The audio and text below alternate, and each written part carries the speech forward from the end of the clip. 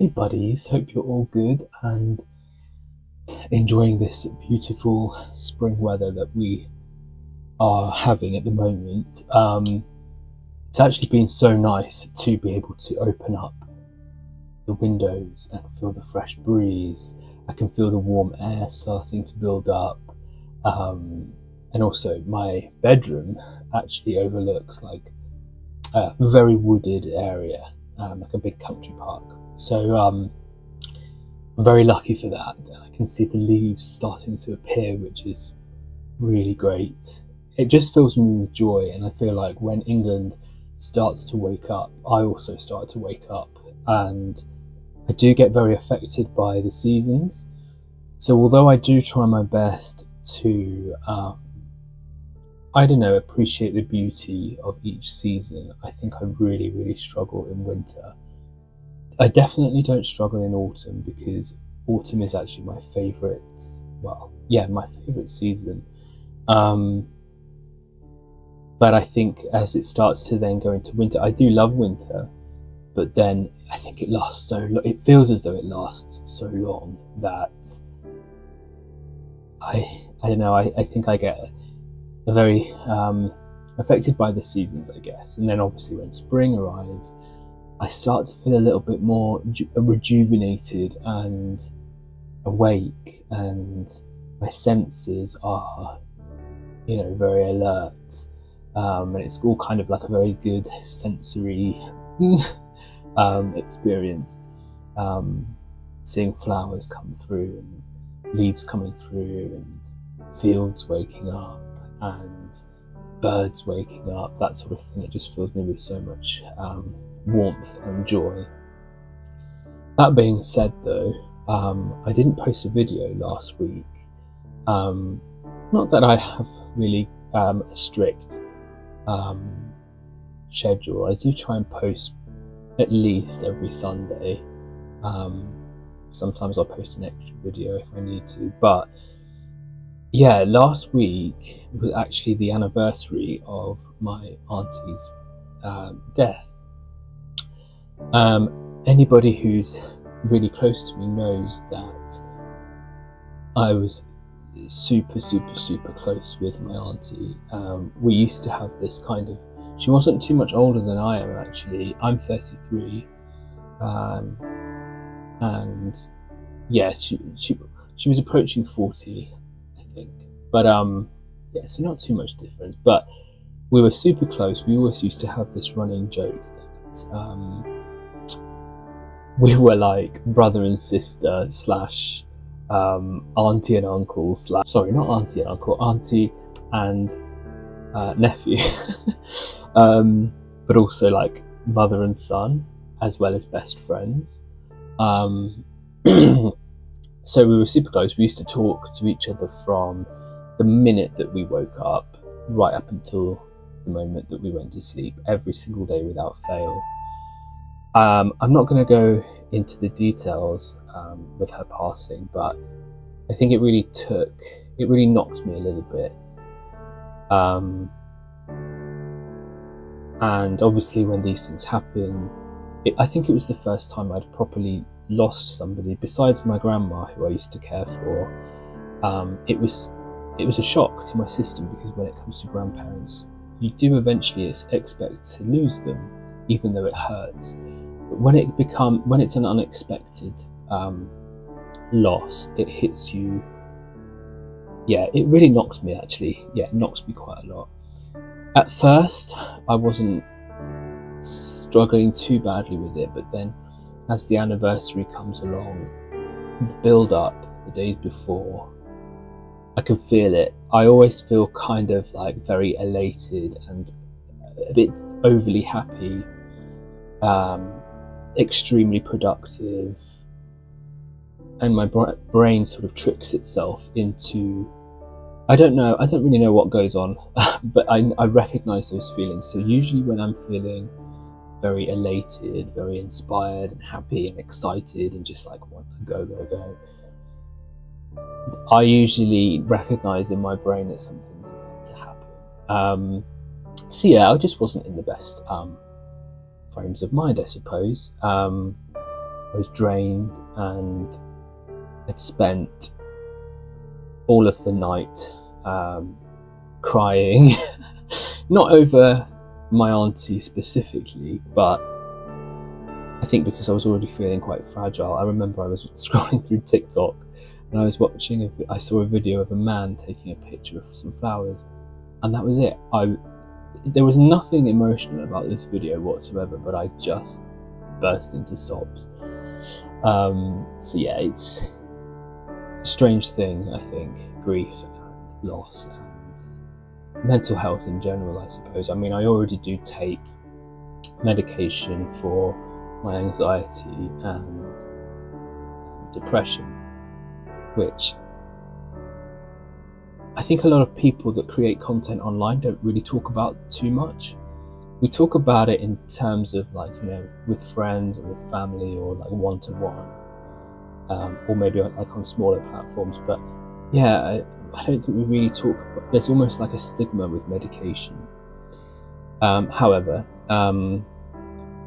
that massively helps me. But yeah, it was just a sensitive time, so I didn't post. I just thought I might share that little feeling with you, in case anyone else is struggling with loss or grief, because it is a very strange thing, and I think it affects people in so many different ways. It's a very, very odd thing, and it's not something really that you can describe, because I think it's a different experience for everybody. But yes, little update from me. I've also been having a lot of, I usually read a lot of books, and I'm just struggling. I think I've been struggling actually for the last year to actually get into anything. I usually like books that I can really like connect with and resonate with. So if I'm in a bookshop, I can be there for hours, because I have to find that one special thing, and you never know until you actually start reading something. However, I've decided to go for a little bit of a different genre, and I thought it might be actually something quite nice, especially since it's spring at the moment. But I have Spring by Michael Morpurgo.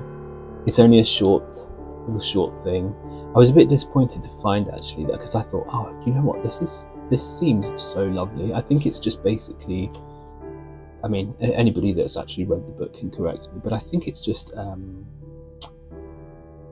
assuming it's just like a memoir of Michael Morpurgo's experience of spring. But I would have been really interested to have had one for each season, because I feel like if you're somebody like me who does struggle with seasonal, what's it called? Seasonal affective disorder or something.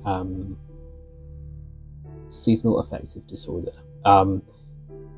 Then having something really nice to read per season, I feel like would be so beneficial. But anyway, I've kind of like flicked through it, and I thought, this is so beautiful. I think there's like poems in here as well. There's also a couple, I think, really sweet illustrations like this. This is so cute. May it last, where are the swallows? That's so sweet. I mean, it's hard to explain, but if I read this extract out, you might understand what I mean. It just feels like a very poetic memoir of the season. I shouldn't worry about the swallows. They will come soon enough. There's already been word on the radio that 1 or 2 have been seen in the country, but not around here. And those few that have been seen might well have overwintered here anyway. It's happening more and more with global warming and climate change, that's what I hear. They will come when they will come. Once the bluebells are out in the woods, once the swallows have returned, then winter will truly be forgotten. A swallow would help, and one would be a start. I don't know, just the way it's written. And then I also have The Walker's Guide to Outdoor Clues and Signs by Tristan Gooley. Again, well, I think the title probably says it all. But I thought, oh, do I really want to read like a guidebook for entertainment? But I've had a flick through, and I think there's a couple of poems in here.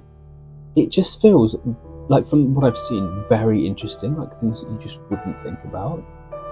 So yeah, I figured, and there are some illustrations too, but I figured that would be quite interesting, just as a, I don't know, book to read if you're on a train or in a cafe where, you know, you're not invested in any type of story, but you're still, you know, getting your mind stuck into something. So a little garden update, actually. I went down there a couple of days ago, and basically I bought a bunch of I bought a bunch of seedlings from Waitrose. I think I bought peas and string beans. They looked great, but I separated the roots out because obviously they bunched them into different pots. They look okay, but I don't have a polytunnel. So anybody who does do gardening, or especially vegetable gardening, probably knows that you do need sometimes a polytunnel to protect from frost. And obviously we do still have like risk of frost here in England. I've been told by somebody who I know is a true expert with growing veg and plants that it won't matter. So I put it in, but they didn't look as vibrant as I had expected. So I propped them up onto sticks. When I go down there, I'll film and I'll show you. And I have got one smidgy tiny little lettuce seedling, I think. I don't know what the update is. I need to go back down there maybe today, see what the update is. It's a tricky period because I've obviously planted everything. I've obviously sorted out the plot. So in between it, you can't do too much because it's been raining. I've already watered.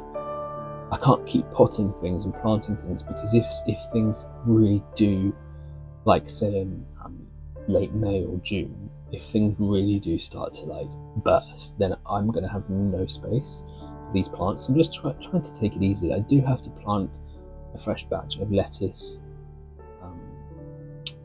seeds in the propagator this Friday, I believe, which is fine because I've only got apparently one tiny lettuce. So yeah, that's the garden update. But I've also bought this new camera. It's kind of like a replica of the DJI Osmo,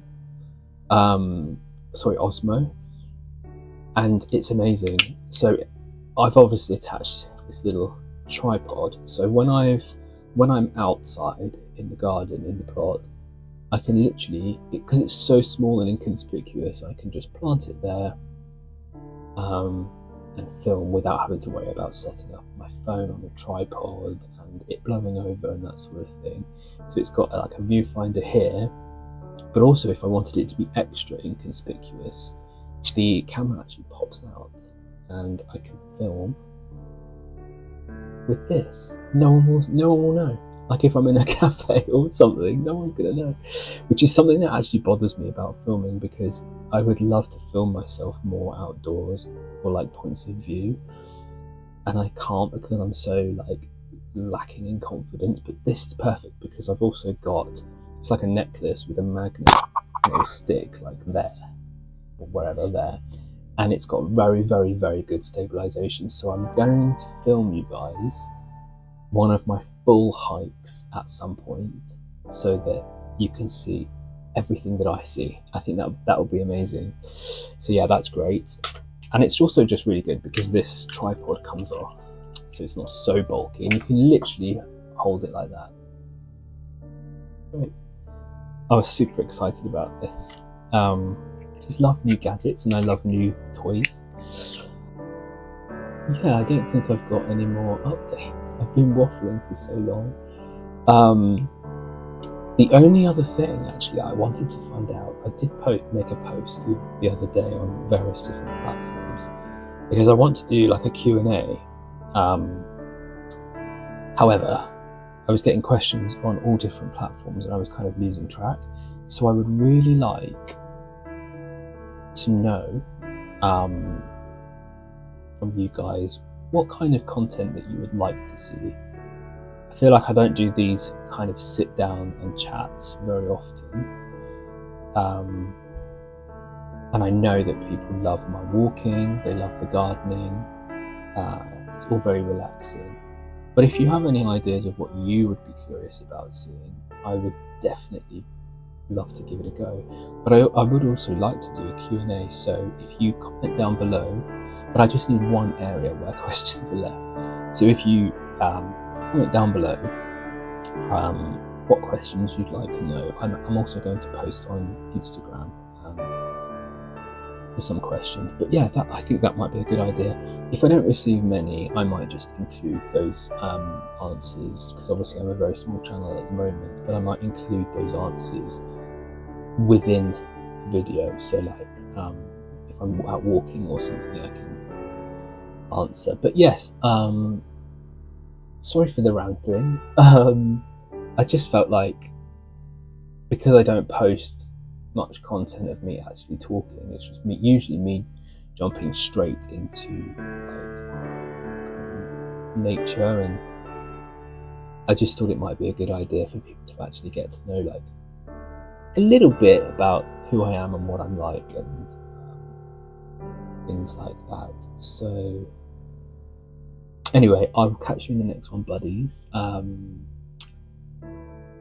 And thank you for all your support, and please do make sure that you like and subscribe if you haven't already. It really does mean a lot. I'm really trying to build up the subscribers. The likes mean so much. Also comments, I love receiving feedback, whether it's good or bad, or even just people. It's good to know that what I'm doing is the right thing and that people love to see it, because that's the whole point.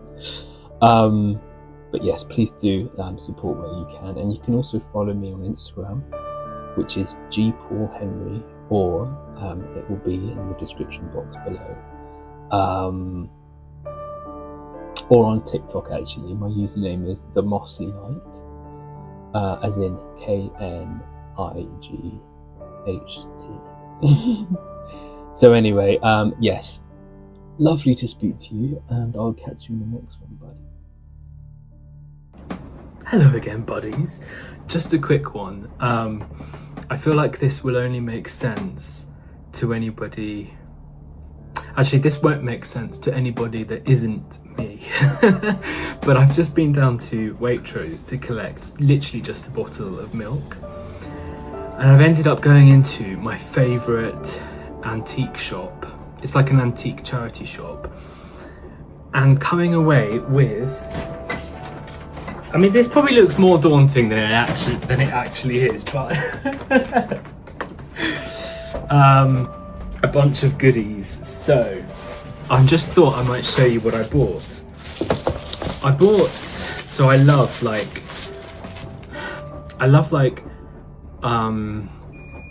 traditional old like paintings of countryside. I feel like if you style it up properly, it can look really lovely. And everyone knows that I love like cottagey, country style. However, I'm not really sure of this veneered frame, so I'm thinking I might actually paint it green. But I thought for my bathroom, because it needs more artwork, this is so cute. It's like a little country lane with a church and what's that? Some mountains or hills behind. So I thought that was really cute. And then I also bought this enormous, let me take the sticker off. This is so beautiful. I am absolutely in love with that. I don't know where to put it. I'm thinking I might just put it on the coffee table, because I never really restyle the coffee table, but probably needs a good restyling. And then I love like dishes that are shaped like vegetables. I think this is like a bok choy or a lettuce, maybe. No, wait. Yeah, it'd be like a bok choy. Don't even know if I'm saying that right, but yeah. And I got 2 of these. Again, actually, I think this would be nice in the window with some plant pots on it. But the second one, I'm really not sure. But how cute are they? Absolutely, just so adorable. But yeah, I don't know what I'm gonna do. I love them. I love them. I love them. I love them. Every time I go in there, I always come out with something. But yeah, anyway, that's that. And that's all I've got to say on the matter. Oh my gosh, I'm so excited. I finally have sage seedlings, little cuties. You can see that I planted these on the 6th, so not, to be fair, not too long ago. I keep forgetting, well, I have to keep reminding myself that it's April. Things don't all come up at the same time just because it's April. I mean, I think, I'm not an expert, I really don't know, so I don't know if someone can tell me in the comments, but my sunflowers look a bit leggy, but I can see the first set of real well, actually, I'm not sure whether these are, I'm not sure whether they're the same as tomatoes and whether they get a first set of seedling leaves and then a set of real leaves, because they look the same. So I'm assuming what's coming through is the real set of leaves. But similarly with my tomatoes, these long leaves are not the real leaves, if that makes sense. But the actual leaves are coming through really nicely. But again, I have to keep reminding myself that things don't just shoot up, and these are very precarious because they need heaps amounts of light. So I keep them under a lamp at night, but also they need warm temperatures. So even though it's spring, I've got the heating on at times, and it's very difficult to manage, but they look like they're doing very, very well. I am confident with those, but if anybody obviously has any tips, please let me know, because I can't take them out into the greenhouse until 1, the temperature increases, and 2, they have at least 2 sets of real leaves. But yeah, looking good, I think, buddies. I also went out yesterday to Waitrose. I just picked up these. They probably I need to plant them as soon as possible, really. But yes, I have some lupin, digitalis, and over here hollyhock. I really love hollyhock, so I'm really excited for this one, because at the end of my plot, I'm planting flowers. That space is dedicated to flowers, so they're gonna look really, really pretty, I think. But yes, that's the update with my seedlings.